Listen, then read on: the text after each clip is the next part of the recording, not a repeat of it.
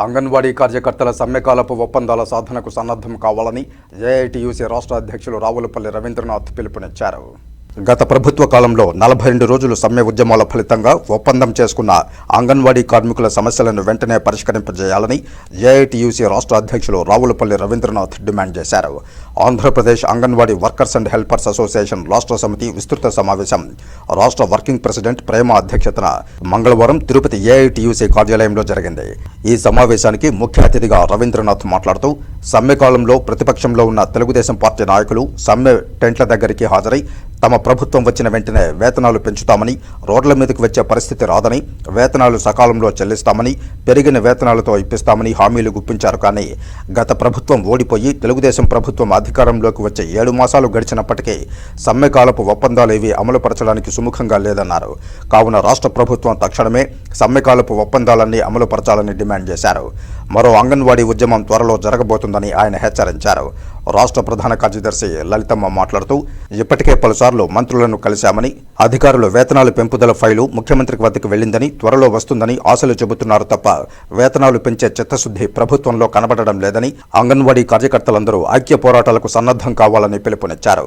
రాష్ట్ర గౌరవాధ్యక్షులు ఎస్ మంజుల మాట్లాడుతూ గతంలో అనేక సందర్భాల్లో ఉద్యమాల ఫలితంగానే సమస్యలు పరిష్కారమయ్యాయని, ఉద్యమాలు లేకుండా ఏ సమస్య కూడా ఏ ప్రభుత్వం పరిష్కారం చేయలేదని, ఈ పెండింగ్లో ఉన్న అన్ని సమస్యల పరిష్కారానికి ఐక్య పోరాటాలకు ఇతర సంఘాలన్నీ కలిసి రావాలని కోరారు. రాష్ట్ర సమితి సమావేశాలకు రాష్ట్రంలోని అన్ని జిల్లాల నుండి అధ్యక్ష, కార్యదర్శులు, ఇతర ముఖ్య నాయకులు హాజరయ్యారు. అసెంబ్లీ సమావేశాల సందర్భంగా అంగన్వాడీ సమస్యల పరిష్కారం కోసం ఆందోళన కార్యక్రమాలు నిర్వహించబోతున్నామని రాష్ట్ర ప్రధాన కార్యదర్శి లలితమ్మ ప్రకటించారు. తిరుపతి జిల్లా ఏఐటీయూసీ అధ్యక్ష, కార్యదర్శులు చంద్రశేఖర్ రెడ్డి, కె రాధాకృష్ణ, నగర కార్యదర్శి ఎన్టీ రవిలు పాల్గొన్నారు. ప్రాధాన్యతను మనం గుర్తిస్తా ఉన్నాం, మనం కోరుకుంటున్నాం. కానీ ఐక్య ఉద్యమాల వల్ల నష్టపోతున్నాం అనేటటువంటి సంఘాలు ఈ ఐక్య ఉద్యమాలకి తూట్లు పడుస్తున్నారు.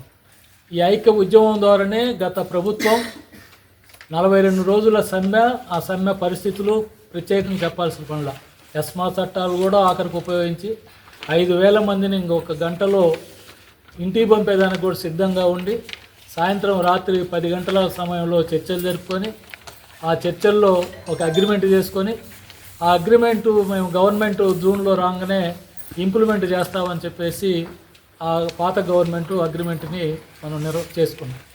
ఆ అగ్రిమెంటు టైం అయిపోయింది, ఆ గవర్నమెంట్ పోయింది. ఆ గవర్నమెంట్ సమయంలో మన అన్ని టెంట్ల దగ్గరికి వచ్చి జిందాబాదులు కొట్టి మీ అంత టోళ్ళు లేరని పొగిడి, అంగన్వాడీ వాళ్ళంటే మాకంతా హక్కును చేర్చుకుంటాం, ఆప్యాయత, చాలా మాకు సంబంధాలు ఉన్నాయి, బాగా వాళ్ళకి అన్ని సహకారాలు ఇస్తామని చెప్పిన మన ప్రతిపక్షంలో ఉన్న సమయంలో మన టెంట్ల దగ్గరకు వచ్చి హామీలు ఇచ్చినటువంటి వారు ఈరోజు అధికారంలో ఉన్నారు.